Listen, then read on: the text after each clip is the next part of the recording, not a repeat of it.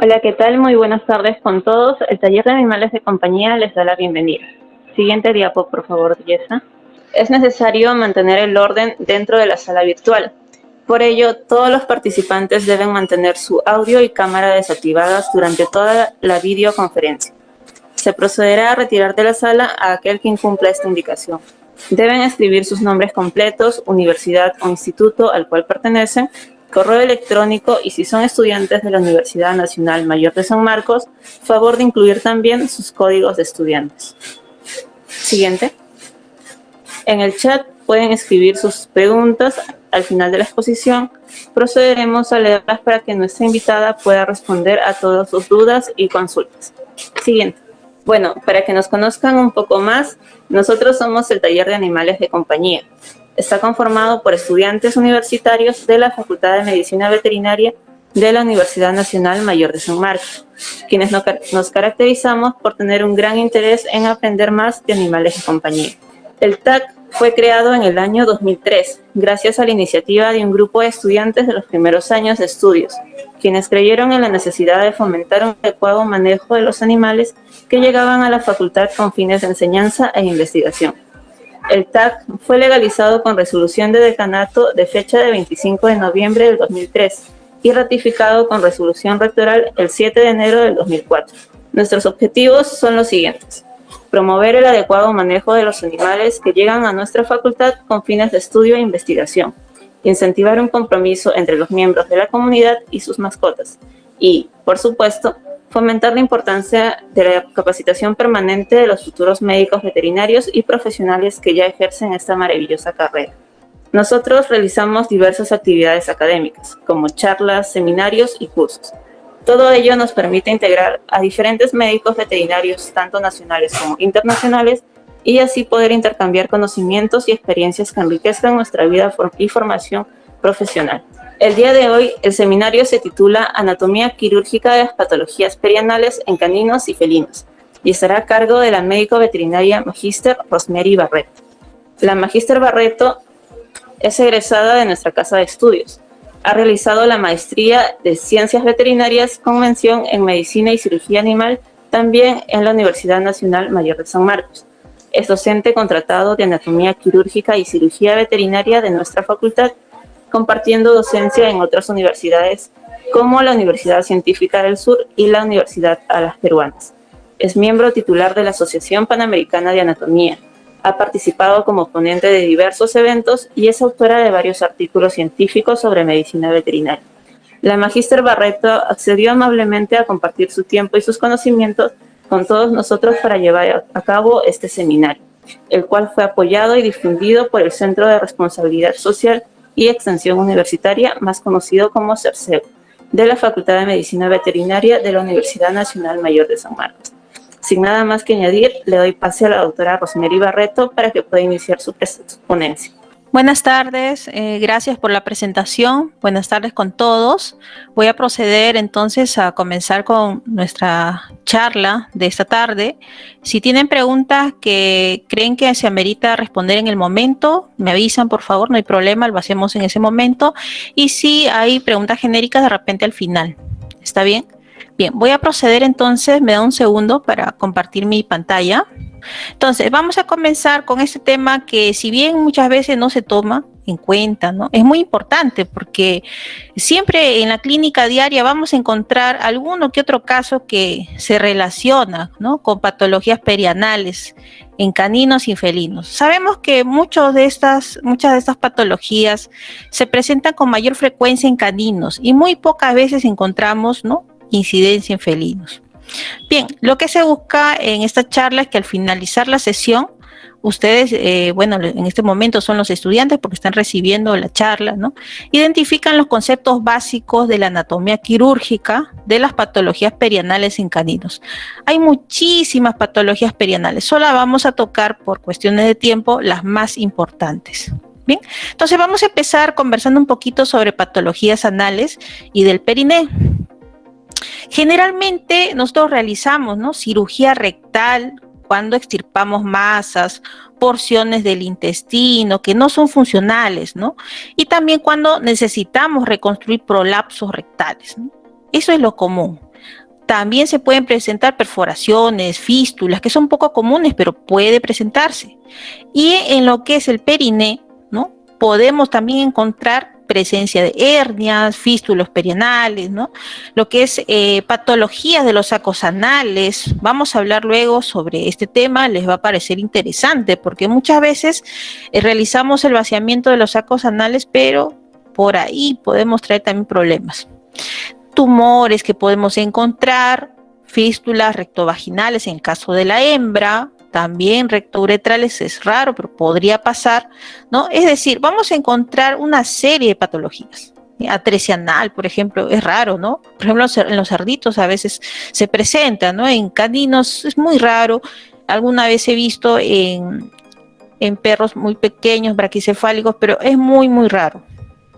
Entonces, es importante que recordemos esta lista, ¿no? Que les he colocado aquí, que es en general, ¿no? Incluso por un trauma podría ocurrir alguna patología a este nivel.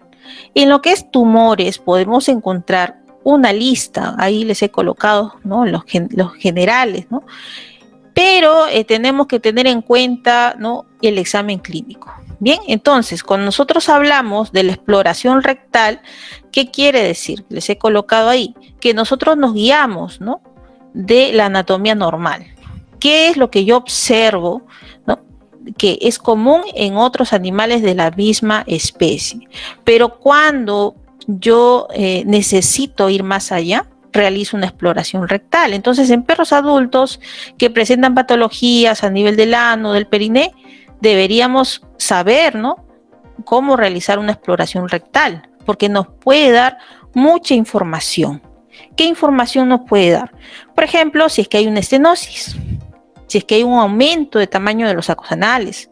También nos puede decir si es que hay debilidad a nivel del diafragma pélvico. En un momento vamos a conocer qué es el diafragma pélvico y cuál es su importancia. También si es que hay un aumento del tamaño de la próstata, en el caso del macho, también nos puede traer problemas, ¿no? Puede empujar, ¿no es cierto?, la porción final del intestino grueso y pues acúmulo de heces, ¿no? Deformidad a nivel de este diafragma, debilidad, ¿no? Y esto también trae problemas que incluso pueden derivar en una hernia perianal. Bien, entonces, en resumen, ¿qué tenemos que hacer? Pensar en un diagnóstico basado en anamnesis, ¿no? Preguntas al propietario, ¿desde cuándo está el problema? ¿Qué ha pasado? ¿Cuáles son los síntomas? Y yo también observar y explorar. Bien, ¿puedo apoyarme de pruebas adicionales? Claro que sí. Puedo tomar una radiografía, puedo tomar una ecografía, de repente una resonancia magnética, etcétera. Pero vamos a descubrir, ¿no?, de primera mano mediante la observación y la exploración física. Entonces, eso es muy importante que ustedes, sobre todo los que son estudiantes, se entrenen. Primero observando cuál es la anatomía normal para poder descubrir cuando hay una alteración. Hay diferencias si nosotros hacemos un examen de estas estructuras, si es que, ¿no?, acaba de llegar al consultorio o cuando lo programamos posteriormente con, ¿no?, una administración, digamos, de enemas, laxantes, para volver a tomar las pruebas. Puede haber un cambio, puede haber, ¿no? Muchas veces se aconseja también hacer esto para tener datos más certeros de qué es lo que está ocurriendo.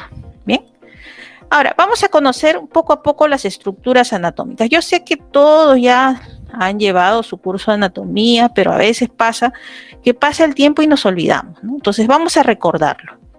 El periné, ¿no? El periné es importante porque es un espacio, ¿no?, que ocupa, ¿no?, ocupa órganos, que ahora vamos a ver cuáles son, y que va a rodear los canales anales y urogenitales. Le sirve de soporte. Bien, vamos a incluir aquí estructuras, que ¿cuál es su función principal? Es limitar la salida, ¿no?, de la pelvis. Entonces sabemos que dentro del abdomen nosotros tenemos un límite derivado por el peritoneo, ¿verdad?, que forma como una bolsita, ¿no? Ahora, sabemos que existen pues los anillos inguinales, ¿no? Pero ya si pensamos en la pelvis, también allí hay límites. Entonces necesita tener, ¿no? Como un sostén. Entonces aquí está el periné. Dentro del periné, ¿qué vamos a encontrar? ¿Qué estructuras importantes? Vamos a encontrar músculos, vamos a encontrar vasos, nervios, ¿no? Que están cerca, tejido subcutáneo debajo de la piel, vamos a encontrar tejido conectivo. Entonces van a formar este llamado diafragma pélvico. Bien, pero básicamente este diafragma pélvico, como les he puesto ahí, ¿no? ¿Qué estructuras son importantes aquí? El músculo elevador del ano. ¿Y quién más? El músculo coccigio. ¿Por qué? Porque van a dividir este canal pélvico y la fosa isquiorrectal, que ahora la vamos a conocer.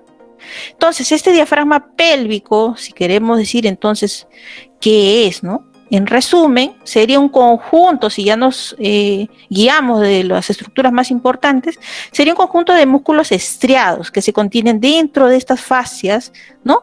Que están unidas, que están cerca, ¿no? ¿A quién? Al ano y al recto.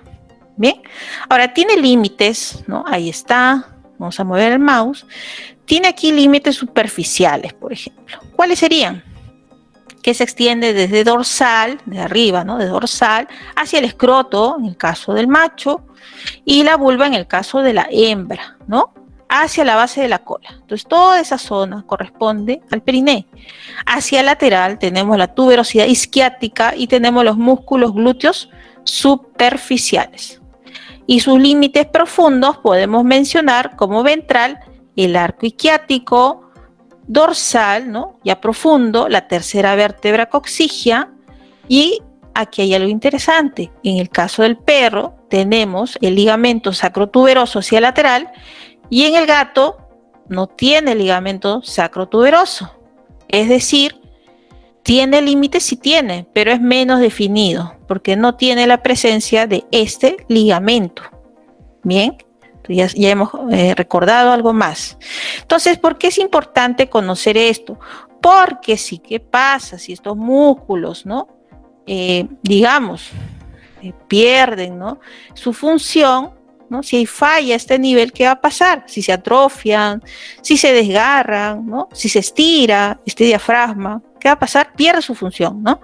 ¿Y qué va a pasar entonces con las vísceras del abdomen que se estaban conteniendo? Pueden herniarse. ¿A través de dónde? Del canal pélvico, ¿ya? Entonces sí es importante. Un detalle, un tip aquí.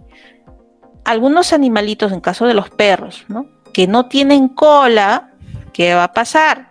Entonces su músculo elevador del ano y el coccigio son más débiles porque no tienen un punto amplio de inserción, ¿no?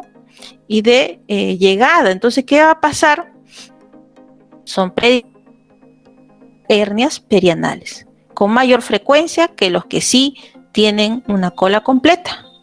Aquí tenemos un detalle, ¿no? Entonces sí hay relación, ¿no? Sí hay relación con estos músculos y también relación con las fascias que se encuentran allí. Tenemos la fascia pélvica en lo profundo y la perineal en lo superficial. Bien, entonces si no tienen preguntas, como les mencioné, si tienen preguntas que creen que se puede resolver en el momento, las pueden hacer y me avisan, pero si son genéricas, de repente sí lo hacemos al final. ¿Está bien? Sobre todo porque esta parte es anatómica. Entonces, ¿qué es el diafragma? Diafragma le decimos a un espacio, ¿no? Como si fuera un pocillito, ¿no? Un platito que sobre él descansa, ¿no? Contiene órganos. En este caso estamos hablando del diafragma pélvico, hablamos de órganos que se encuentran en la pelvis. Vamos a seguir. Entonces es muy importante, no lo olvidemos. Ahora, pensemos, nosotros como médicos veterinarios vamos a hacer tratamientos, ¿no? Después de un diagnóstico, pero no nos olvidemos nunca de la anatomía quirúrgica. Esta anatomía que ustedes aprendieron desde el primer año, toda la vida la van a ver. Espero que durante la sesión no se duerman, ¿no? Porque a veces la anatomía es un poco pesada, ¿no? Pero vamos a tratar de hacerlo dinámico, ¿sí? Entonces es muy importante la anatomía quirúrgica, sobre todo si la aplicamos, ¿no? A nuestra clínica diaria nos va a ayudar muchísimo. ¿Por qué? Si yo tengo una patología, ¿no? En una región y yo sé qué estructuras hay debajo, ya sea músculo, tendones, arterias, ¿no? Nervios, vena. Entonces yo puedo trabajar en su solución con mayor efectividad, porque ya no trabajo a lo ciego, ¿no? Ya sé qué puedo hacer, ya sé cuál es el abordaje que puedo realizar. Esto sobre todo en cirugía, pero también es válido para tratamientos tópicos. Bien, entonces vamos a recordar lo que son las regiones de la pelvis y los genitales en el caso del macho. En el caso de la hembra se parece, sí, pero hay unas pequeñas variaciones. Entonces, la proyección del periné que estábamos hablando, ustedes sigan el paquita verde que está aquí de mouse, de puntera del mouse. La proyección del periné, que es toda esta zona triangular, que aquí la ven mucho mejor, ¿cierto? Entonces, sobre la piel, ¿qué es lo que va a delinear la región, ¿no? Perineal? Aquí está.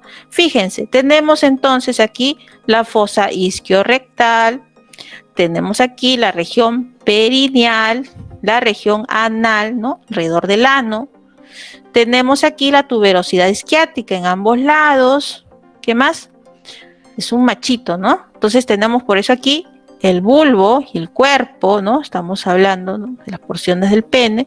Y luego la región urogenital, toda esta triangular. Y tenemos aquí el escroto, ¿no? Entonces, hasta esta zona abarca, ¿ya? Todo esto de aquí. Por eso se ha señalado toda esta zona de aquí. Es un triángulo. Pero en el caso de la hembra, ¿qué va a pasar? ¿No? Ahora lo vamos a ver. Hay una pequeña diferencia. Aquí hemos observado, ¿no?, sobre la piel. Todavía estamos por fuera, pero estamos observando estructuras musculares que están debajo, que lo mencionamos hace un momento, que están rodeando el canal anal, ¿sí? Y también la porción final de las estructuras urogenitales. Bien, entonces, continuamos. En el caso de la hembra hay diferencias, sí, porque tenemos la vulva. Y por su posición, en el caso de la hembra, ¿no? Fíjense que la parte ventral de la vulva está casi, ¿no?, debajo del nivel del piso de la pelvis. Imaginamos que aquí está la pelvis, ¿no?, el hueso coxal. Entonces se incluye en la región perineal. Incluso en otra especie, por ejemplo, el rumiante, ¿no?, la vaca. En el caso de la vaca, la porción caudal de la ubre también se incluye también, ¿sí? Como parte de esta región topográfica, ¿no?, también se puede incluir. Bien, entonces ya hemos visto algunas pequeñas diferencias y esto nos va a servir cuando vamos a corregir patologías, sobre todo patologías quirúrgicas. Bien, en el caso del recto y ano, primero tenemos que recordar, ¿no?, que ambos, ¿no?, el recto y el ano, tienen diferente origen embrionario. Sin embargo, se continúan uno con otro. Bien, ¿qué es el ano? Vamos a definir. Es la unión terminal del tubo digestivo y la piel, y está cerrado por un esfínter formado por musculatura lisa y estriada. Quiere decir que controla, ¿no?, salida de contenido, por eso hay un esfínter aquí. Entonces es importante cuando solucionamos patologías quirúrgicas a este nivel, porque ahora ya recordamos que está presente un esfínter. Entonces yo no puedo dañar, ¿no?, más del 50% del esfínter, porque va a perder su función y voy a tener incontinencia, lo que yo no deseo. Bien, eso vamos a hablar un poquito más adelante. Entonces, el recto. ¿Qué es el recto? Es parte del intestino grueso, dentro de la pelvis, ¿sí? Entonces, llega hacia caudal, hacia atrás, hasta la altura, ¿no?, de aquí, de la tercera vértebra coxigia, y se continúa con el canal anal. Y su parte terminal del recto forma la llamada ampolla rectal. Quiere decir que en la parte final hay una pequeña dilatación que va a formar la llamada ampolla rectal. Esta está ausente en gatos. ¿Qué más debemos saber sobre esta zona? Que hay una reflexión peritoneal, ¿no? En los perros se da hasta la segunda vértebra coxigia, y en los gatos gran parte de la superficie ventral del recto se encuentra retroperitoneal. Bien, entonces ya hemos conocido un poquito más, pero hay inervación en esta zona. Si hay inervación, la vamos a hablar incluso un poquito más en la siguiente diapositiva, pero aquí podemos mencionar de que tenemos, ¿no?, inervación proveniente del plexo pelviano. ¿De qué nervios? Llegan de los nervios pélvicos hipogástricos, ¿no? De los pélvicos vienen ramas parasimpáticas y de los hipogástricos simpáticas. ¿Dónde lo encontramos? Estos nerviecitos, dorsal a la próstata en el caso de los machitos. Bien, entonces, ¿está sujeto el recto? Sí, está sujeto. ¿Por quién? En medial, hacia medial, por los elevadores del ano, y hacia lateral por los músculos coccygeos. Nuevamente, estos músculos son muy importantes. Bien, hasta aquí espero que todo esté claro. Entonces, les estaba mencionando, ¿no? En el caso del recto es importante conocer los límites y su relación con las estructuras vecinas. ¿Por qué? ¿Por qué le está agotando hincapié? Porque vamos a encontrar patologías, ¿no?, como tumores, vamos a encontrar alteraciones glandulares, ¿sí? Vamos a encontrar también, ¿no?, hernias, etcétera, hasta fístulas, ¿no? En el caso de otras especies, si es que estuviéramos hablando, ¿no?, de las hembras de bovino, ¿no?, y la yegua y la vaca, por ejemplo, ¿no?, en caso del equino y el bovino, yo les diría que sí es súper importante, porque durante el parto distóxico a veces pasa que hay una perforación por proximidad. Aquí fíjense lo que dice: el recto se sitúa encima de los órganos genitales, ¿no? Entonces, ¿qué pasa a veces? Por una posición, ¿no?, anómala, ¿no?, hay una perforación, ¿no?, por el borde de los cascos, ¿no? De forma natural, al nacer tienen como si fuera un zapatito, como una estructura que lo protege, que se llama el perioniquio. Pero a veces en el parto distóxico, ¿no?, se desprende, y este casquito, ¿no?, es muy agudo y puede perforar, y si los partos son nocturnos y los trabajadores no se dan cuenta, a veces jalan completamente, ¿no?, a este nuevo ser y terminan de romper, ¿no?, toda esta estructura, y podemos ya no tener una fístula, ¿no?, sino una ruptura completa. Bien, de repente algunos lo conocen. Entonces, por eso es importante. Pero en el caso del perro y el gato, podemos encontrar fístulas en algunos, sobre todo si hay, por ejemplo, un estreñimiento crónico, si hay debilidad de esta zona, acúmulo de heces, ¿no?, que se endurecen, si el propietario le da pues a comer huesitos constantemente y tiene ya un problema crónico, ¿no? Sí puede incluso ocurrir, y vamos a ver más adelante que también puede pasar esto por una degeneración de las glándulas que se encuentran alrededor del ano. Bien, entonces sí, debemos conocer cuáles son entonces los límites y relaciones. Así que tenemos que el recto está suspendido por el mesorrecto, que es corto, aproximadamente 1 centímetro de largo, ¿no?, relacionado entonces con el mesocolon. Las fosas pararrectales están laterales, ¿no? Y ya mencionamos esto, que es importante, que el recto se sitúa encima de los órganos genitales, está muy cerquita. En el caso de los machos, el saco recto vesical está parcialmente subdividido por un pliegue genital que va a llevar los conductos deferentes, y en el caso de la hembra es más amplio, mucho más amplio. ¿Por qué? Porque tiene que acomodar al útero y a la vagina, ¿sí? Vamos a encontrar aquí un fondo de saco recto vesical que va a estar subdividido, encima un saco recto genital y un vesico genital. ¿Qué pasa en los gatos machos? Recordemos esto: las glándulas bulbouretrales tienen relación con el recto, ¿sí? El músculo coccygeo lateral y el elevador del ano, que son medial, son quienes resisten la elevación de la presión intraabdominal. ¿Por qué? Algo le faltaba al gato. ¿Alguien se acuerda? Lo pueden escribir en el chat si desean. Imagino que sí se acuerdan, lo mencioné hace un momento, ¿no? Algo, hay un ligamento, ¿no?, que lo vamos a ver luego en un programita anatómico, ¿no?, y que tiene el perro pero no lo tiene el gato, ya lo habíamos mencionado. Ahora, el borde caudal del músculo elevador del ano contacta con el esfínter anal externo. ¿Qué ligamento era? Imagino que ya lo han respondido. el sacro tuberoso, ¿no? Bien, ahora, la fosa isquiorrectal se encuentra encima de la pelvis, un espacio, ¿no? Una fosa, es lateral a la raíz de la cola y en posición caudolateral al diafragma pélvico y dorsal al músculo obturador interno, que ya habíamos hablado, ¿no? Entonces, esa fosa isquiorrectal sirve también de soporte, ¿ya? Entonces, sí es importante porque está entre el ano y la tuberosidad isquiática, entonces es un límite, es un espacio hacia el... Entonces, ¿quién va a estar de esta fosa isquiorrectal? Va a estar el ligamento sacrotuberoso, que lo acabo de mencionar, ¿no? En el caso del perro, y la cara profunda del músculo glúteo superficial, que luego lo vamos a ver, y hacia medial vamos a encontrar el músculo coxigio, pero su cara superficial. ¿Hay irrigación aquí y drenaje? Sí lo hay. Es importante cuando se hacen abordajes, por ejemplo, cuando queremos retirar estas glándulas, ¿no?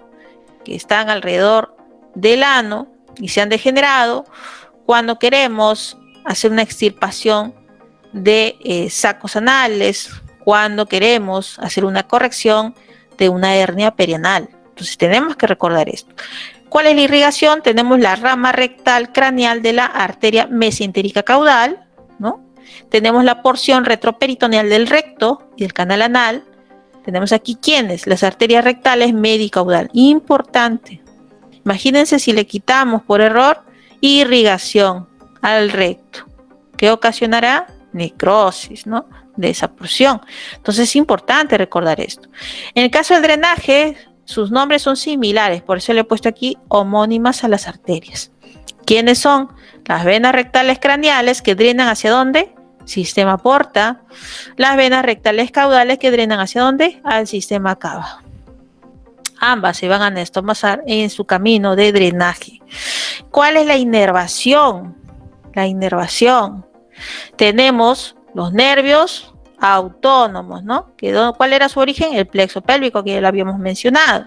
Entonces, los rectales caudales, que también ya habíamos mencionado antes, me parece en otra diapo, inervar el esfínter anal externo, ¿sí? Eso es importante. ¿Por qué? Porque es responsable de mantener la continencia fecal. Entonces, ¿qué pasa si no me acordé dónde está el nervio rectal caudal? Hice una sección demasiado, pues, tosca, de repente había un tumorcito por ahí, ¿no? O estaba corrigiendo una hernia perianal, ¿no? Y abusé del uso del bisturí y sin querer lo dañé. ¿Qué puede pasar? Incontinencia fecal, ¿no? Que a veces, pues, si hay demasiado daño de la zona durante la manipulación de las estructuras, podría ser pasajera, pero a veces irreversible. Entonces hay que tener mucho cuidado con esto. Bien. Ya. Entonces ya estamos avanzando un poquito más allá. Y ahora sí estamos entrando ya a la parte anatómica, en el reconocimiento de estructuras. Entonces, fíjate, esta es la cola. Se ha levantado y aquí está el ano. Entonces, estamos viendo ya, ¿no? En esta región, ¿no? En la región perianal, estructuras importantes, ¿no? Aquí se levantó la piel y ¿qué es lo que estás viendo? Aquí está, ¿no? Su contraste. Esto es de más cerquita, ¿no? Entonces, arteria y vena, nervio pudendos internos, el esfínter anal externo, aquí también lo podemos encontrar, ¿no? Aquí está el músculo coxigio, este es el elevador del ano, y aquí está, mira, arteria y vena, ¿no? Porque también está la vena ahí, y también el nervio, generalmente viajan en triadas. Rectal, caudal, o sea, las rectales son importantes. Esto, mira qué próximo está aquí, ¿no? Y justo estas zonas donde siempre trabajamos cuando hay corrección de hernias perianales. Hay que tener mucho cuidado, entonces. Bien, aquí tenemos el esfínter anal externo, aquí tenemos arteria y nervios pudendos internos, y las glúteas caudales siempre vas a encontrar pequeñas ramitas en esta zona, que también son muy sangrantes y hay que tener cuidado durante la disección. Bien, entonces vamos a seguir avanzando. Aquí está, miren, esa es una disección más profunda para que ustedes puedan observar el ligamento sacrotuberoso. Es muy duro, ¿no? Es muy duro. Y estas son las arterias glúteas, ¿no? Les mencioné que habían pequeñas ramas. Entonces, todas esas son las glúteas, ¿no? Caudales, ¿no? Esa rama lateral, por ejemplo, ¿no? Y van a estar presentes. Y aquí es donde nosotros trabajamos cuando hay presencia de hernias perianales. Aquí. Bien. Entonces, esta zona, por eso es que sangra, ¿sí? Luego lo vamos a ver en el programita. Ahora, ¿qué es lo que podemos encontrar entonces al interior de esta fosa, ¿no? Isquiorrectal? Habíamos mencionado hace un momento, ¿no? Que la fosa isquiorrectal estaba entre el ano y la tuberosidad isquiática, que tenía límites, que había inervación y que era responsable, por ejemplo, los nervios rectales caudales de mantener la continencia fecal, ¿cierto? Ahora, a este nivel también vamos a encontrar un drenaje linfático. Tenemos los ganglios linfáticos ilíacos, los internos, que están hacia medial, y los inguinales superficiales, ¿no? Ahora, fíjense aquí, ¿no? Que en esta vista se está observando las estructuras básicas, ¿no? Por eso aquí está el saco anal y su drenaje, ¿no? Tenemos la zona cutánea del canal anal, una zona de columnar del canal anal. Esta es la parte final, ¿no? Parte final del intestino grueso, ¿no? Ya tenemos el recto y la parte de afuera ya sería el ano, ¿no? Estos son fondos de saco de represión peritoneal, por eso dice aquí cavidad peritoneal, ¿no? Y aquí estamos viendo, ¿no? Algunos vasos que ya habíamos mencionado y músculo. Es un gráfico para ubicarnos topográficamente sobre las estructuras que les mencioné hace un momento, ¿sí? Luego, vamos a avanzar un poco más. La musculatura perineal que les había mencionado, fíjense, aquí está, mira, la relación con las triadas. Hay que tener mucho cuidado. Bien, entonces, les había mencionado hace un momento la importancia de la fosa isquiorrectal. Entonces, ya estábamos conociendo poco a poco las estructuras, ¿no? Recordándolas. Entonces, fíjense que ahora vamos a hablar de la porción muscular. Habíamos visto incluso en algunas fotos, ¿no? Entonces, tenemos aquí el músculo del esfínter anal externo. Fíjense que es, ¿no? Circular, ¿no? Aquí tenemos el ano. Y tenemos también el músculo elevador del ano y el músculo coccígeo, ¿no? Que eran importantes, ¿no? Para el diafragma pélvico. También habíamos mencionado al obturador interno, pero esto ya es, ¿no? Está vecino hacia el miembro posterior. Aquí tenemos el isquiouretral, ¿no? Y retractor del pene, que ya se relacionan al aparato reproductor masculino. Pero fíjense aquí que están, ¿no? Las triadas que habíamos hablado, ¿no? Tenemos arteria y vena, pudendas internas y el nervio pudendo, que de todas maneras van a viajar, ¿no? Ventral, ¿no? Ventral, entonces, ¿a quién? A este músculo. ¿Qué músculo era? El esfínter anal externo, ¿cierto? Y se relaciona ¿con quién? Con el elevador del ano y con el coccígeo también. ¿Y por qué les menciono? Porque durante la técnica de corrección de hernia a este nivel se hace, como ven aquí, ¿no? Tracción sobre los músculos, dependiendo qué técnica van a realizar. Entonces, por eso dice aquí, miren, abordaje lateral del recto, ¿no? Entonces, hay que observar las estructuras y hacer una separación muscular si es que vas a realizar esto. Aquí, por ejemplo, está el nervio caudal del recto. ¿Se acuerdan que les dije que había que tener cuidado? ¿No es cierto? Entonces, lo vamos a encontrar un poco más profundo. Bien. Ahora, vamos a pasar a revisar un poquito con un programa anatómico lo que les he mostrado hace un momento. Entonces, para esto voy a salir de esta presentación y vamos a pasar al programa. No me voy a salir totalmente. ¿Bien? Me avisan, por favor, si lo llegan a ver. ¿Ven aquí un perrito? ¿Se ve? Sí, se ve. Sí. Ya, listo, gracias. Entonces, vamos a avanzar. Debajo, entonces, de la piel, ¿se acuerdan que habíamos hablado de las regiones, ¿no? De toda la zona de aquí. Sigamos, habíamos mencionado también que había un tejido, ¿no? Un tejido fuerte, ¿no? Vecino a los músculos. Hay un tejido subcutáneo, ¿no? Y fascia, una fascia dura que también ayuda en el sostén, entonces, de los músculos. Bien, si nosotros retiramos la fascia, ¿no? Hasta la fascia profunda, ya lo hemos retirado, ¿qué es lo que encontramos? Justo todas las estructuras de las que hemos hablado. Aquí tenemos el músculo coccígeo, ¿no? Tenemos el elevador del ano y tenemos aquí el glúteo superficial. ¿Se dan cuenta que son límites, ¿no? Y aquí en el centro, entonces, vamos a tener al recto, ¿no? Y al ano. En el caso de la piel ya sería el ano. Bien, aquí está, por ejemplo, la pudenda interna, la arteria. Tenemos el nervio pudendo. Tenemos las triadas aquí, ¿no? Todas las triadas están aquí. El nervio perineal, ¿ven? Y aquí está, ¿no? el esfínter, ¿no? Anal externo. Entonces se relacionan. Fíjate que están en este lugar. Entonces cuando tú realices ingresos, ¿no? Aquí, por ejemplo, nuestra incisión clásica, cuando corregimos hernias a este nivel, ¿no? Me parece media luna, ¿no? Aquí. Entonces háganlo primero a nivel de la piel superficial y luego con mucho cuidado divulsiona con una tijera. No la divulsiones directo con tu bisturí, porque aquí tienes todas estas estructuras, pero ubícalas. ¿Dónde están? Un poquito hacia ventral. Ahí están todas.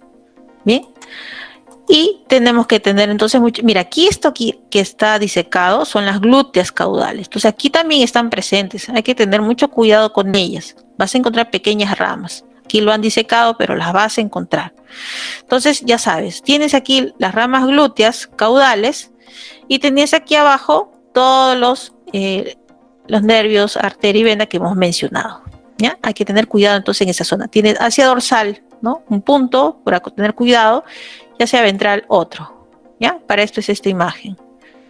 Ahí están los músculos vecinos para recordarlos, ¿no? Porque si yo no recuerdo qué estructuras se encuentran, voy a lo ciego, ¿no? Y eso no debe pasar, ¿ya? Y vamos a ver ahora aquí, por ejemplo, este es el ligamento sacrotuberoso.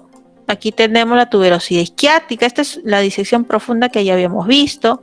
Aquí tenemos las glúteas caudales, mira que las glúteas, ¿no? Profundas. Y salen sus ramas, aquí han disecado de las ramas venosas, pero salen a este nivel, ¿ven? Están presentes aquí. Entonces hay que tener bastante cuidado con ellas, ¿no? ¿Ven? Toditas esas ramitas, ¿no? Toditas ellas. Bien, ahora ya sabemos un poquito más del tema, ¿ven?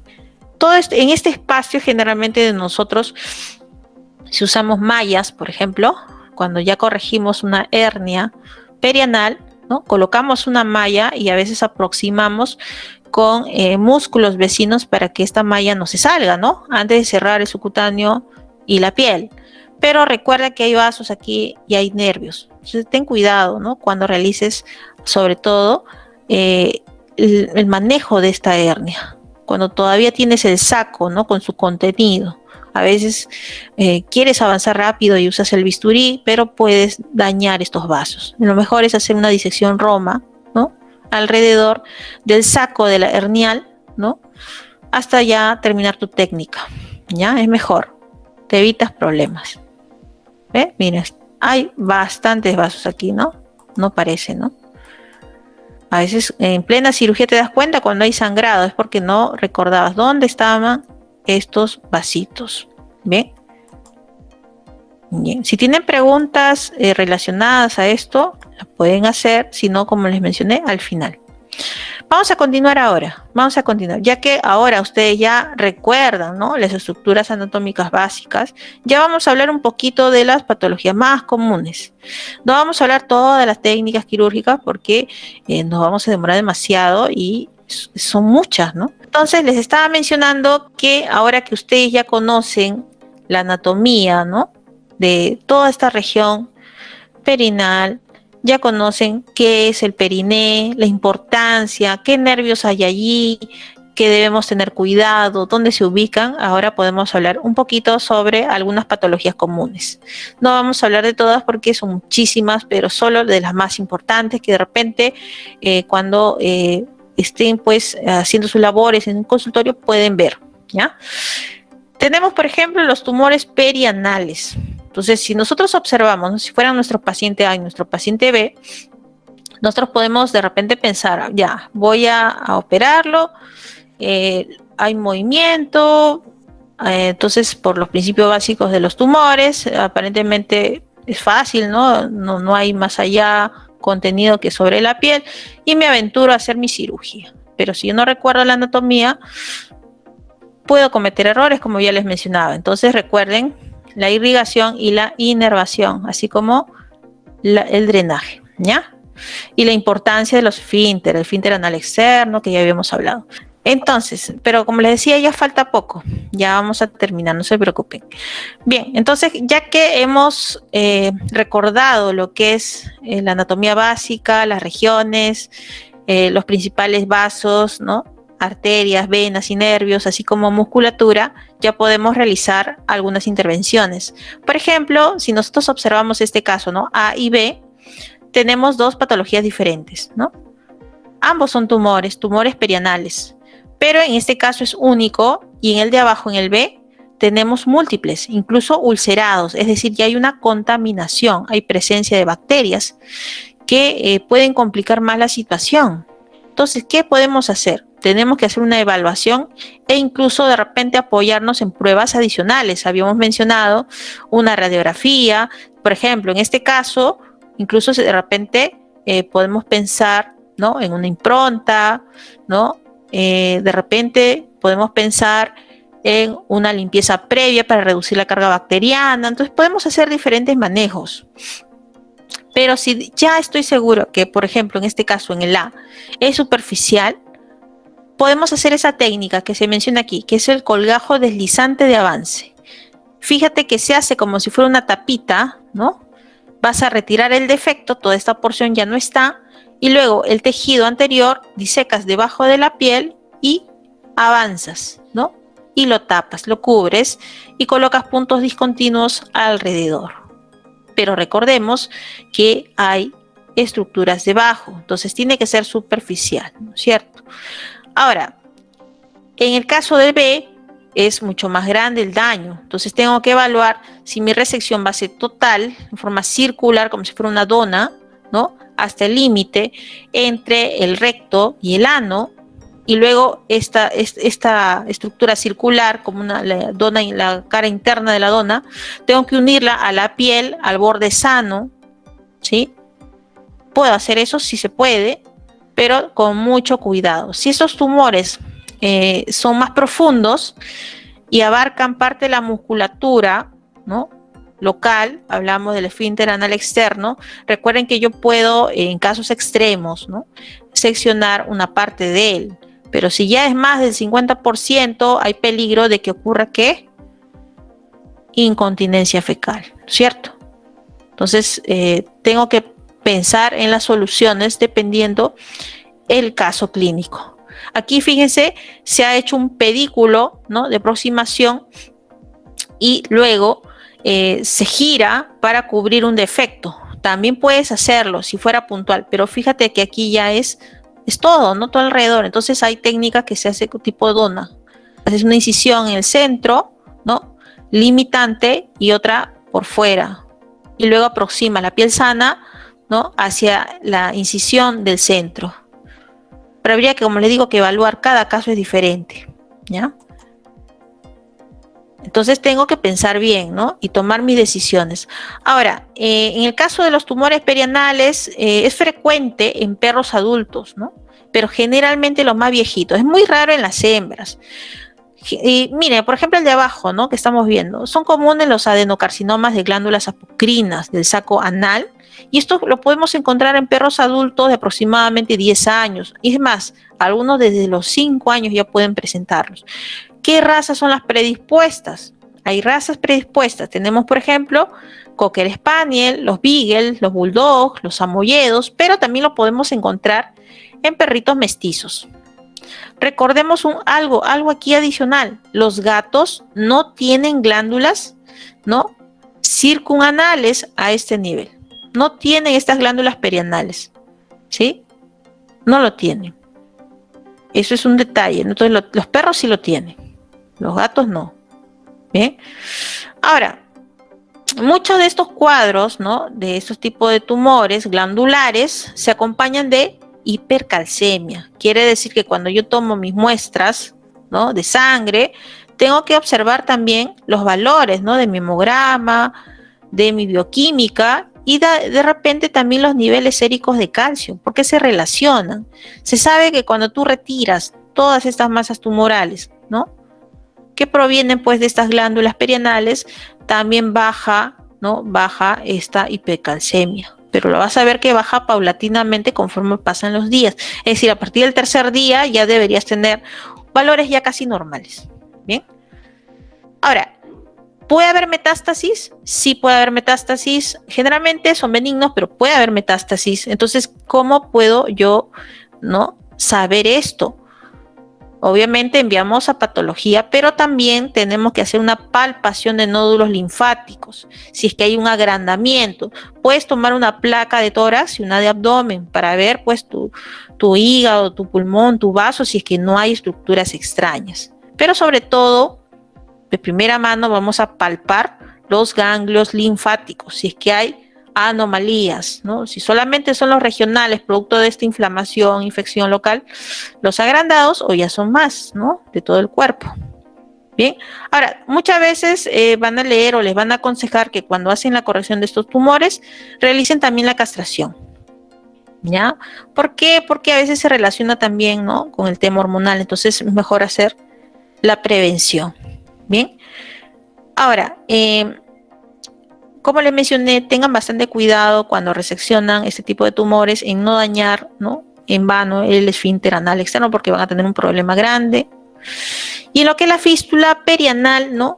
Aquí, por ejemplo, estamos encontrándolo, lo van a encontrar muchísimo, ¿no? En el pastor alemán, ¿no? El pastor alemán es más común que en otras razas, pero son pequeñas úlceras que vas a encontrar aquí. En el cocker también hay casos, ¿no? Pero es más común en el pastor alemán porque tiene un mayor número, ¿no? De glándulas aquí, ¿ya? Entonces puede haber abscesos porque al inicio, y más aún en perros que son alérgicos, ¿no? Que puede ser alergia a la pulga o cualquier tipo de alergia, y hay bastante irritación en la zona, ¿no? Y puede incluso las bacterias aprovechar toda esta condición de humedad, ¿no? Inflamación.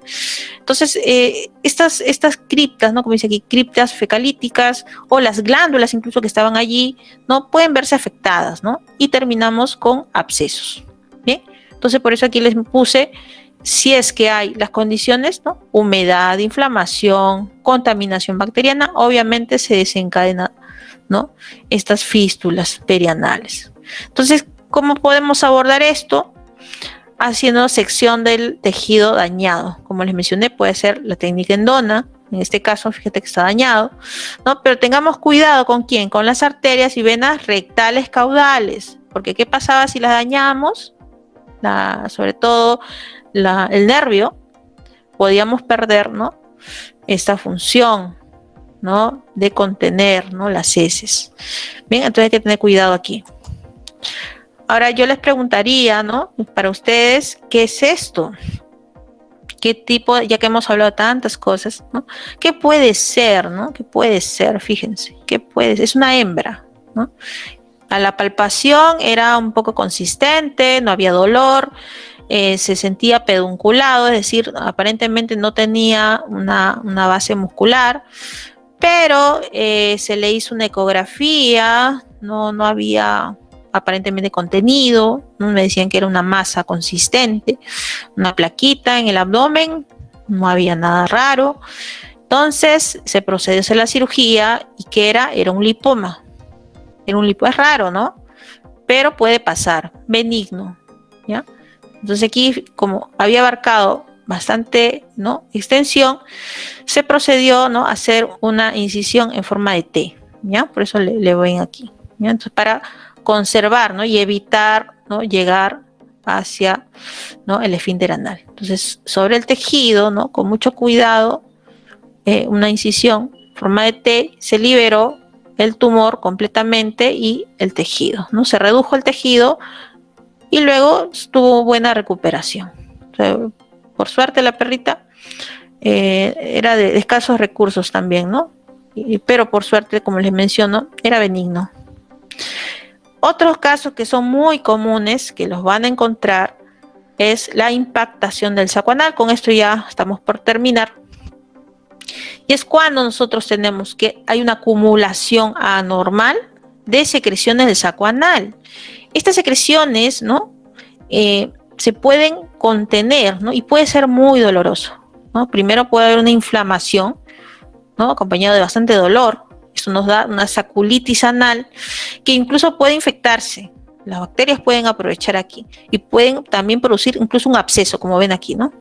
Quiere haber ya una salida, ¿no? Entonces puede haber un absceso del saco anal también, ¿no? Puede haber una obstrucción completa también, Entonces, ¿en qué casos lo vamos a encontrar? En perritos de todos los tamaños, pero es más común en razas pequeñas, miniaturas, los que son chiquititos, ¿no? Es raro en gatos, porque los gatos también tienen sus sacos, ¿no? Tienen, pero es más raro en ellos, es más común en perros. Bien, en muchos casos se relaciona también con dermatitis, ¿no? Si es que hay rascado de la zona, inflamación, podría inflamarse, ¿no? Todo el tejido colindante y podría ser secundario. Es raro, pero puede pasar, no se puede descartar, ¿no? Debido al aumento de tamaño puede haber incluso una compresión, ¿no es cierto?, a nivel del ano y del recto, y puede haber un estreñimiento secundario, ¿no? Producto de este empuje, ¿no?, que está realizando toda esta estructura, ¿no? Entonces, tenemos que observar, si tenemos perros que se arrastran, ¿no?, sentados, no siempre es por parásitos, puede haber aquí alguna lesión, dolor, si se están rascando y mordiendo en la zona, ¿no? Hay que observar, hay que hacer un examen clínico. En este caso, ¿ameritaría hacer un examen rectal? Sí, podríamos hacerlo también. Si es muy doloroso, tenemos que sedar y anestesiar a nuestro paciente. Sí, de repente lo necesita, porque puede ser más doloroso hacer el examen rectal, ¿no? Incluso puede ser peligroso si yo fuerzo hacer un examen rectal y esta zona está inflamada y adolorida, ¿no? Hay que tener mucho cuidado de evitar más daño. Bien, entonces vamos a observar una secreción generalmente maloliente, ¿sí? ¿Y qué pasó aquí entonces? ¿Qué pasó? Muchas veces se da, como les mencioné, producto de una inflamación, ¿no? Pero también puede haber, pues, que se ha obstruido, ¿no? Se ha obstruido el canal, y por eso, pues, no puede liberar su contenido, ¿no? ¿Cuál es la función de estos saquitos anales, ¿no? Tiene glándulas en el interior, no hay dos glándulas, una de cada lado. ¿Cuál es su función? Que este contenido que se libera, ¿no?, ayuda a lubricar las heces cuando salen, ¿no?, al momento de defecar. Y ese es el clásico olor a perro, ¿no?, que a veces tienen nuestras mascotitas, que a veces los llevamos a baño. Pero ¿qué pasa durante el baño estético? A veces los bañadores presionan con fuerza, ¿no?, y hacen su vaciado. Esto debe vaciarse de forma natural, es decir, no es necesario que nadie esté presionándolo. Entonces, si tú bañas constantemente tu mascota y siempre le estás presionando con fuerza, ¿no?, durante el baño estético, puedes inflamar también este tejido. Sí, también lo puedes inflamar. Entonces, puedo hacer el vaciamiento presionando con mucha suavidad cada cierto tiempo, puede ser, pero si lo haces pues cada 15 días, ¿no? Hay personas que lo bañan cada 2 semanas, puedes inflamar el tejido, no se recomienda, ¿ya? Entonces, ¿cuál es otra función de esta secreción glandular? Sería, pues, sirve como intercambio de información. Ustedes han visto que los perritos se huelen entre sí, ¿cierto? Entonces, intercambian información, ¿no? Es una señal olfativa, también para marcar territorio. Entonces, fíjense, ¿qué hacemos si es que hay una obstrucción del canal, ¿no? Lo que podemos hacer, ¿cómo ubicamos este ingreso, ¿no?, a este canal? Tenemos que imaginar aquí donde está el puntero del mouse, que es un relojito. Imagínense que aquí es un relojito. Entonces tenemos 2 puntos aquí, ¿no? Interior, estamos ingresando al ano, ¿no?, por dentro. Fíjate, vas a imaginar que es un reloj y que en el punto a las 5 de la tarde, digamos a las 5 y a las 8, en esos 2 lugares vas a encontrar el ingreso, ¿no?, a estos saquitos. Entre las 8 y las 5, ahí los vas a encontrar. ¿Ya? No hay pierde, es el más fácil para poder ingresar. Entonces introduces una cánula y puedes vaciarlo.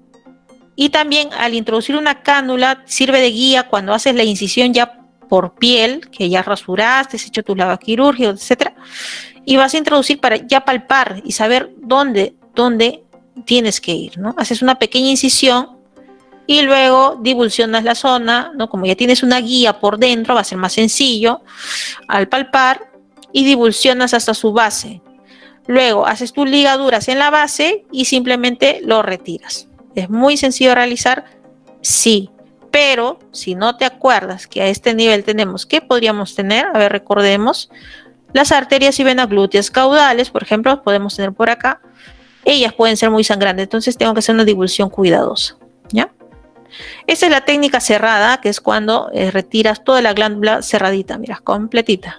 Y esta es otra técnica que es abierta cuando además, ¿no?, ya no haces una incisión a nivel de la piel, ¿no?, como lo ves, ¿no?, oblicua, sino ahora es casi horizontal, ¿sí? Hacia los dos lados, y seccionas toda la glándula, pero aquí va a haber contaminación, ¿no? Entonces tengo que pensar en qué caso lo tengo que realizar, la técnica abierta o la cerrada. Muchas veces es muy sencillo hacerla cerrada, es menos complicado que la abierta, porque no hay liberación de ese contenido. Bien. Esto es un adenoma, por ejemplo, un caso que tuve hace tiempo. Aquí estaban rasurando, pero para que vean más o menos, se ve un bulto, ¿no? Aquí ustedes ven, parece un bulto, pero ¿qué pasa? ¿No? Y aquí abajo no se ve bien. Había un tumor, ¿no? Toda esta zona había un tumor. Esta zona que está ya, hay glándulas y hay presencia, ¿no? De úlceras, está tapada aquí con la cola, está tapada, pero estaba presente, ¿no?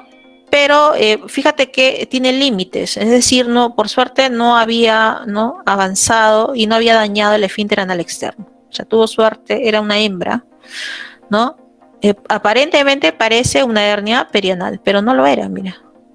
Siempre hay que tener cuidado, ¿no? Hacer un correcto examen clínico, porque si tú piensas que todo es hernia, ¿no? Pues puede ser un tumor, o piensas que es un tumor, ¿no?, y a una sección más grande, puede ser una hernia y puede haber vejiga, puede haber intestino y puede dañar esos órganos, ¿no? Hay que tener mucho cuidado cuando encontramos este tipo de estructuras. Hacer una correcta evaluación. Bien.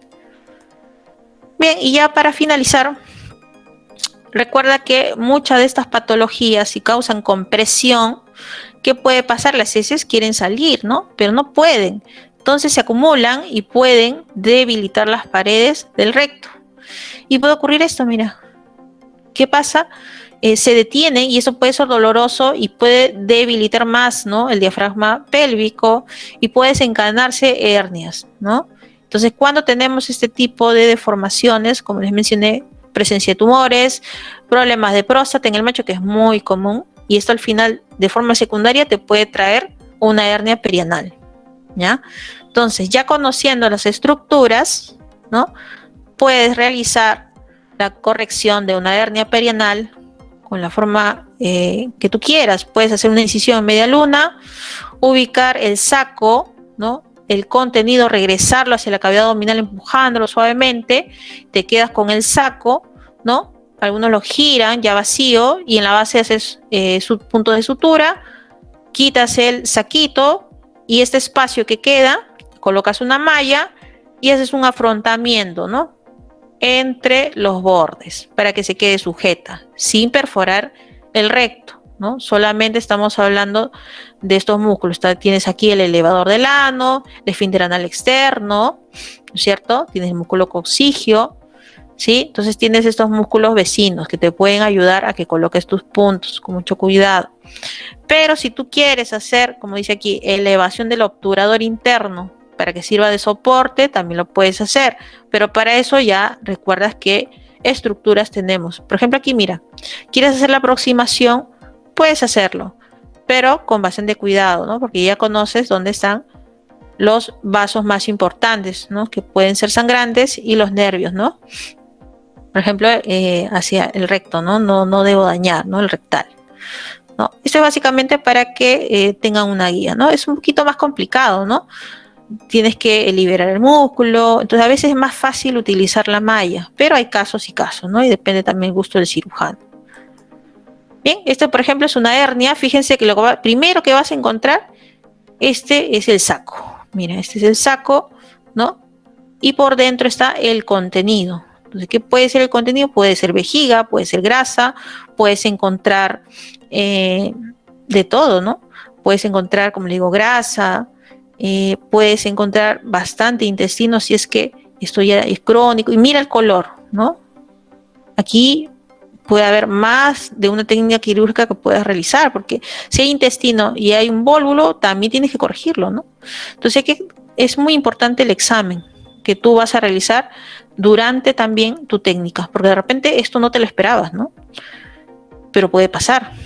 Bien, aquí por ejemplo, mira, obsérvese la vejiga, ¿no?, y la grasa pélvica. Quiere decir que los perritos que son muy obesos también están predispuestos a esta debilidad, ¿no?, del diafragma pélvico que habíamos hablado, debilidad de fosa isquiorrectal, y que se desencadenen estas patologías. Bien, Y ya lo ultimito, el prolapso rectal, que también se puede dar, ¿no? Presencia de parásitos, diarreas constantes, ¿no? Es raro, pero puedes encontrarlo. Hay diferentes técnicas.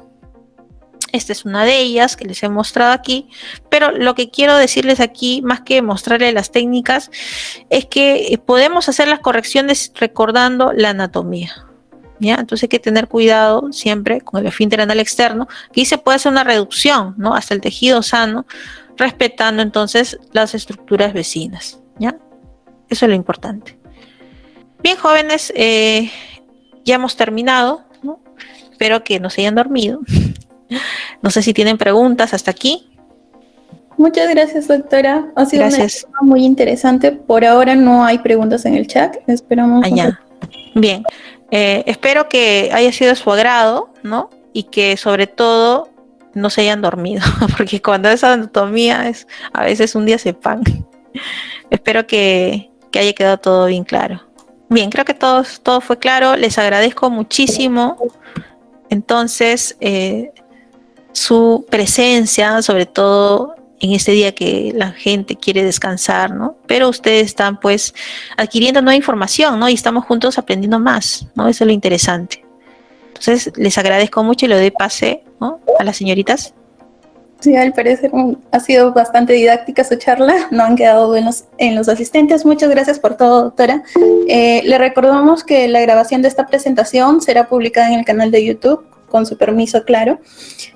Agradecemos su maravillosa ponencia el día de hoy y en reconocimiento de ello se le estará enviando una constancia a nombre de la Facultad de Medicina Veterinaria de la Universidad Nacional Mayor de San Marcos en estos próximos días. En estos momentos vamos a compartir también una encuesta que les pedimos por favor contesten para poder mejorar en las siguientes charlas. Y les recordamos también que para visualizar esta presentación pueden ir a nuestro canal de YouTube donde será publicada. Enseguida les estaré compartiendo nuestras redes sociales. Y bueno, ahí aparece nuestro canal de YouTube, Facebook e Instagram. También queremos agradecer la asistencia de todos los presentes a este seminario organizado por el TAC. Esperamos junto con Cerceu que les haya sido de provecho y lo hayan disfrutado. Antes de finalizar, invitamos a los que puedan a activar su cámara por un momento para realizar la fotografía grupal del evento. Muchas gracias nuevamente. Muchas gracias, eso sería todo. Gracias por su asistencia. Que tengan buena tarde. Hasta luego. Gracias a todos.